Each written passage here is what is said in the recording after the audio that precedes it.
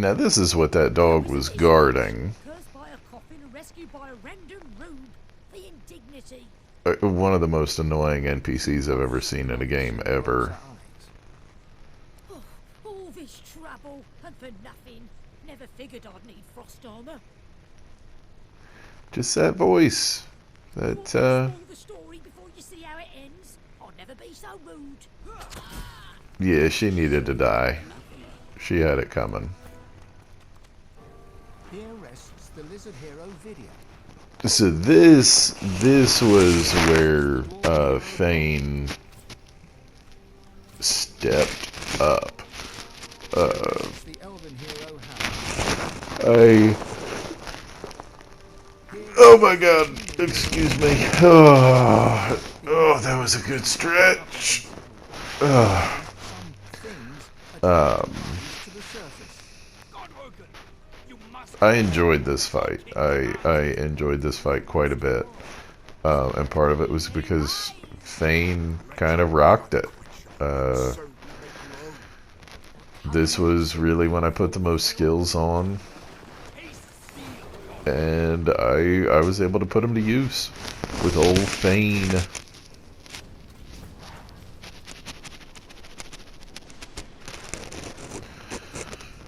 So these are the 4 heroes. I'm not sure what part they play in the lore. I know it kicks off, or I think it kicks off a quest to find the 4 items out in the world. This is a little bit tricky. Basically, the first time you kill one of the, you have to kill each enemy twice, and the second time they come back, they're buffed. They have better armor. They seem to have better skills and just better stats in general. So my strategy, my goal was to kill one twice. So there I just killed him the first time, so he's resurrected. You can see he looks way better this time around. So basically, like I said, just trying to kill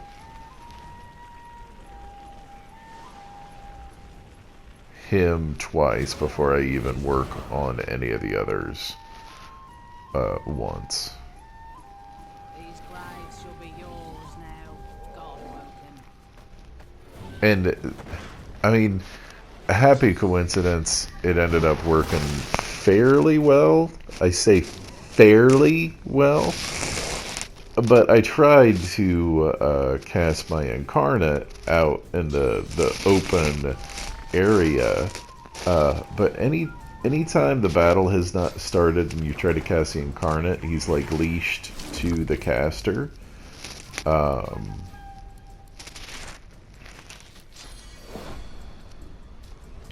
So I was basically just kind of trying to trap him over here a little bit. So that, again, I would be able to kill the one, manage the 2, and just not even have to consider him for the time he was entangled and webbed, whatever.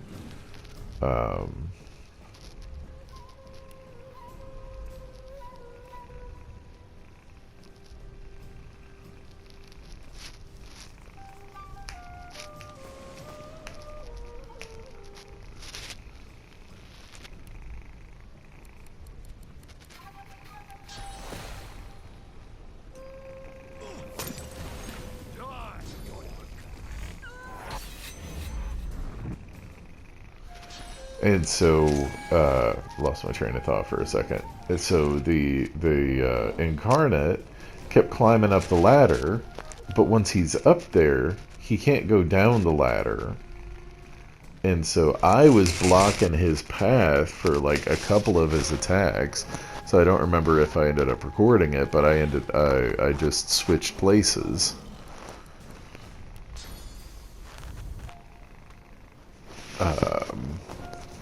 Because Lose being entangled in the web really didn't make that much of a difference. You know, she can still do a lot of her casting and everything I want her to do.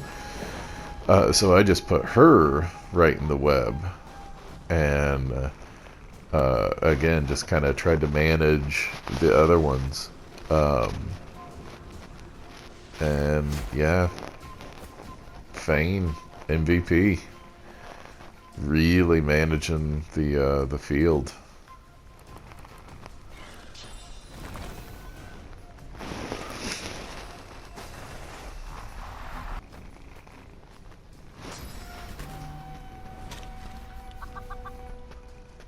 Yeah, cast chicken on her, which I'm not gonna say didn't give me an idea. It did give me an idea, particularly for the MVP.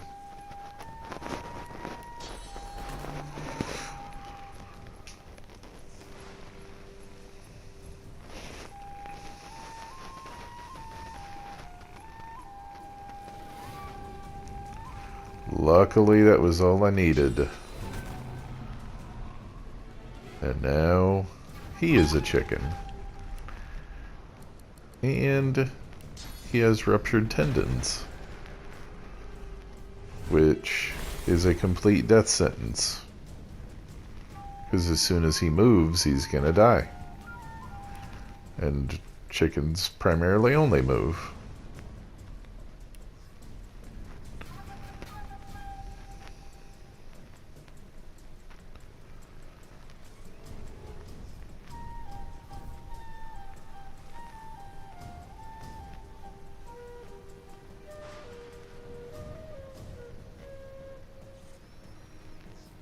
I think I was just trying to get the most out of his turn, but really wasn't much I could do at this point.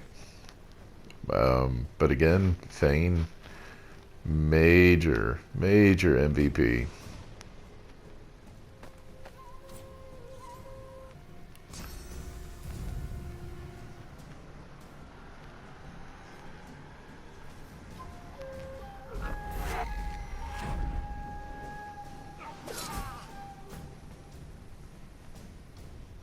So the chicken guy is dead. And he's, this is our last one, knocked down, last thing he sees. Boom!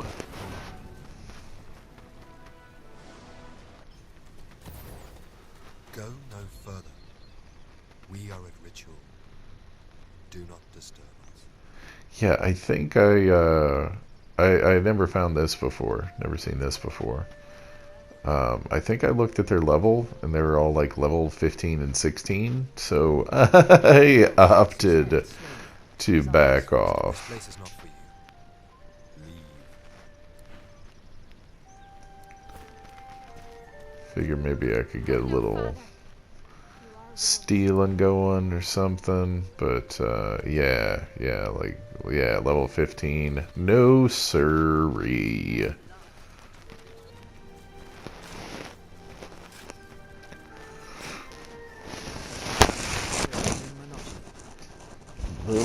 Little character building for old Gareth.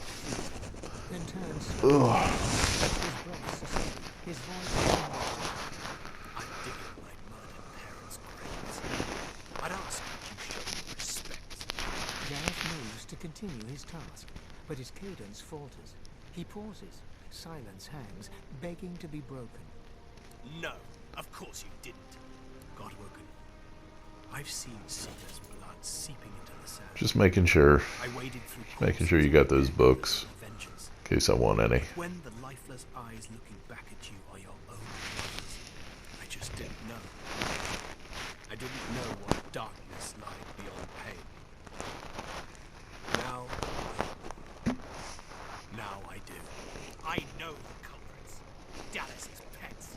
Such helpful tools for the tool. The abominations do the dirty work, and the ones Who are the abominations? Rancid smell from the house. Paladins came to clean up the mess.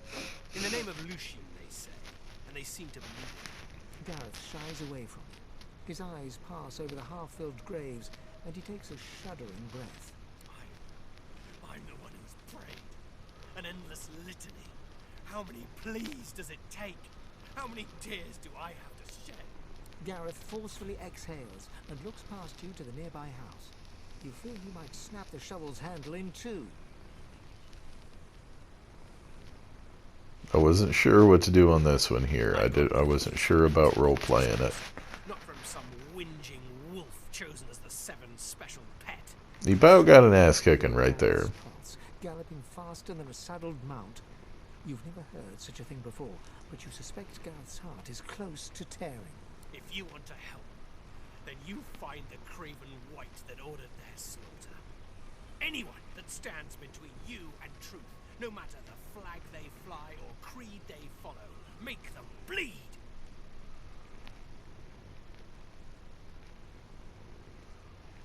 I can agree to that. I can get behind that.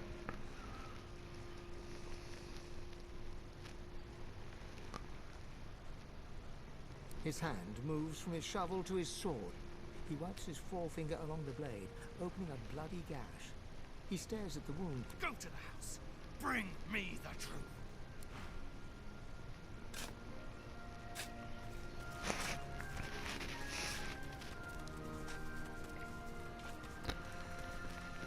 So these paladins are The two paladins Gareth kind mentioned of are morons. in front of the door to the modest farmstead. As they We're guarding it. And believe me, you don't want to go in there. There's a bunch of silent monks inside who've tasted blood today. Already killed in there, so they did. I don't think so. Stay out of our business. Boo. So this is when we just chameleon cloak.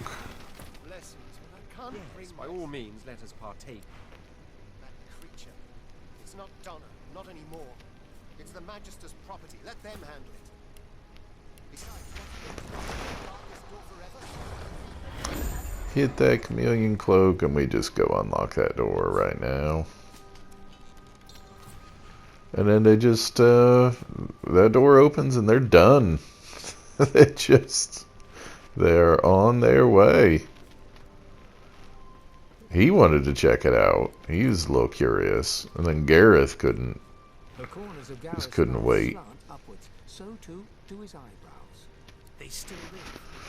You cannot see them slain. Then I will.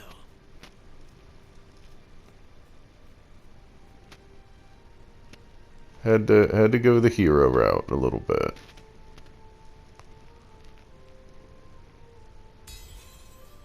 His clenched jaw tightens further, and then, in an instant, Gareth's guard is broken. Tears well in his eyes. With every blink, a pearl of grief falls to his cheeks. My parents. Doubt it. Honest. More honest than me. I'd give my own life to bring them back. I never got that last chance to tell them I love them. I never got to say goodbye. You're right. There's nothing more to be done here. Lucian, forgive me. And please, God Woken, please forgive me too. Ooh, we got some ghosties. May Gareth always choose the right path. Nothing we didn't see coming. We always knew Gareth was fated for greatness. As a boy, he'd leap through the fields with wooden sword in hand, slaying imaginary demons, protecting us from whatever evil he would dream up. So We he also dreamed up the knew their evil. big enemies. We knew evil So would he's come, the and so monster. it did. I get Not it. as a demon or as a witch, but as a man Gareth once knew as a friend. Jonathan. He watched eagerly as those shambling husks descended. It seemed like a game to him. See, I can't remember any Jonathan. We would never blame Gareth. The righteous always pay a price. May the 7 will it. He will always be the hero we know him to be. We always want to believe in each other. It's what separates us from the void. It's what makes our existence worthwhile. It's what we do next that defines us. We can respond with treachery, or we can rise above. Yeah, but why Choose rise the above? will. Why? Gareth did his duty. We felt it was only right that we did ours. The farm was always a safe space for sorcerers needing refuge. They deserved a haven, and so we gave them one. Our guests were usually frightened, shy, grateful. They never used their source, so the Voidwoken never came. The last one, though, she wasn't like the others. A lizard named Hanag. We housed her and fed her. Robes like a wizard's, voice like a queen's. Voidwoken appeared before long, and paladins after that. She clearly drew the Magister's attentions. Our fates were written. I never thought she meant to do us wrong. I don't blame her for fleeing to the Cloister Wood. I worry for her. So we're going to, in relation to what is upcoming here, it's presenting us with two philosophical quandaries, or ethical or moral, I don't know what you'd want to say. This is basically right around the corner, entering into more of the village, and a bunch of Voidwoken, and there are two Magisters who are actually helping us. At least I think. I don't think they did any damage to us, I don't remember. But do you respond with treachery or rise above? What is the actual benefit of rising above what you consider to be below your station or below your standards? Like, that is the only benefit you actually get from it is a legitimately societal one. Like, people just, you get the impression that you are better than the opposing faction. That doesn't mean you won. You know, that doesn't mean you came out to any benefit. It just means you are either seen as more upstanding or moral. But to legitimately what end? Is that your only result, or your only hope is to be seen as morally just and morally upright? Or do you, at some point, do you need to have the results to not really justify the action, but to at least facilitate what needs to happen beyond it? You know, if you're always morally upstanding and just, well, that doesn't mean you accomplish anything. It just means you adhere to a strict moral code. So is that enough? Is that what is the reason? What is the legitimate reason there to take the high road? Bloody shambles, this. My thanks for your help. He takes a pull from a water canteen, then splashes some over his blood-stained hands. No, it ain't mine. A sorcerer fugitive was hiding here. Some of the locals were stupid enough to help him. We got a tip-off, but he wasn't willing to go quietly. These Voidwoken appeared, thanks to him. It was messy. A lot of the locals didn't make it, and those that did, well, there's a price for helping sorcerers. So here we have another choice to make. Any trace of gratitude for your help against the Voidwoken drains away in an instant. Take my advice and don't say another word, hear me? Sorcerers brought this plague down on us. Them and the sort of folk who see fit to help them. They'll all get what they deserve. You can join them if you like. Otherwise you can shut your tongue. Yeah, you're looking for a fight.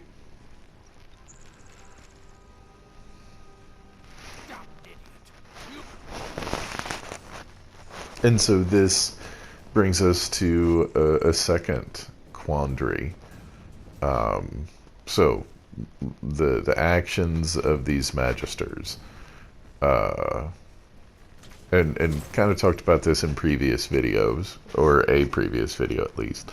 Like my thought for the sorcerers is you just make them your standing army. You give them their own city, their own state, whatever. Give them all the supplies they need, facilitate them, but they are your standing army.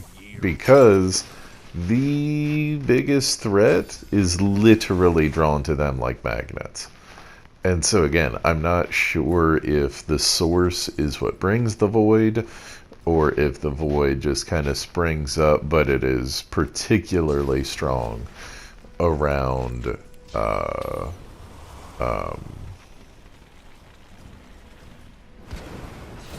around the sorcerers. I'm not sure. I'm just not sure.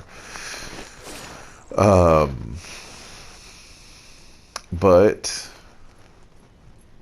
you take them, you isolate them, you facilitate their existence, and you just let them do their own thing. And you just make it understood.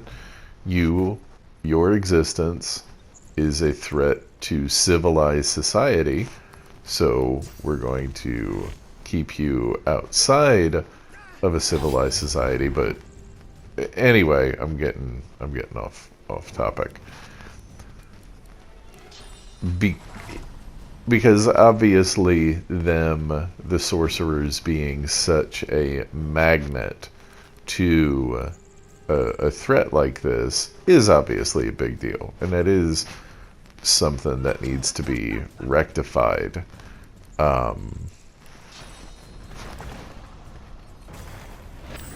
But the people that help them, all of that, at that point it's kind of, okay, what are we really are,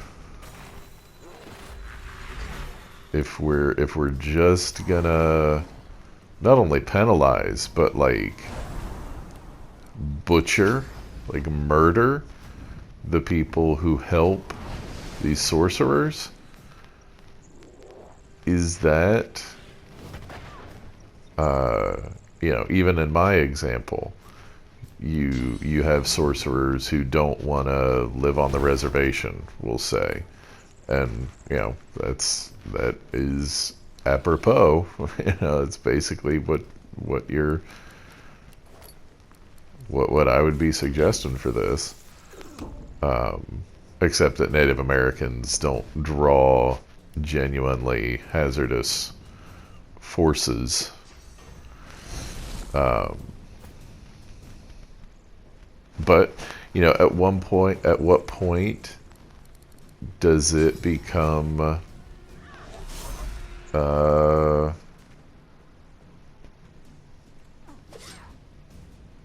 routine to apply this level of violence to a threat like that? Is there a level?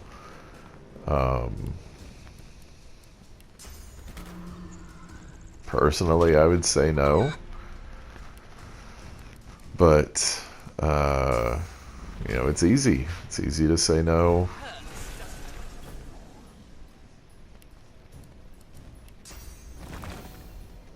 In hypotheticals.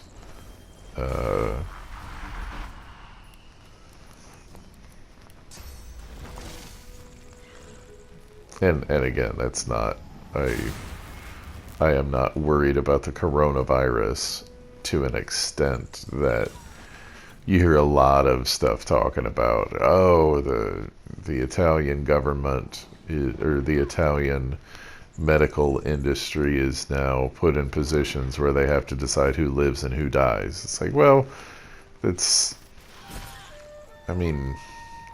you could say that's a little bit hyperbolic. There's just very limited equipment, and it's kind of triage, and it's it's what you're supposed to do in an emergency.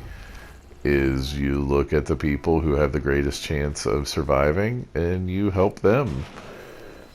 And are people in this world helping sorcerers part of the disease? Is that... I don't know. I don't know. There's a lot to consider as we get forward in the game, and it's throwing a lot more at us now.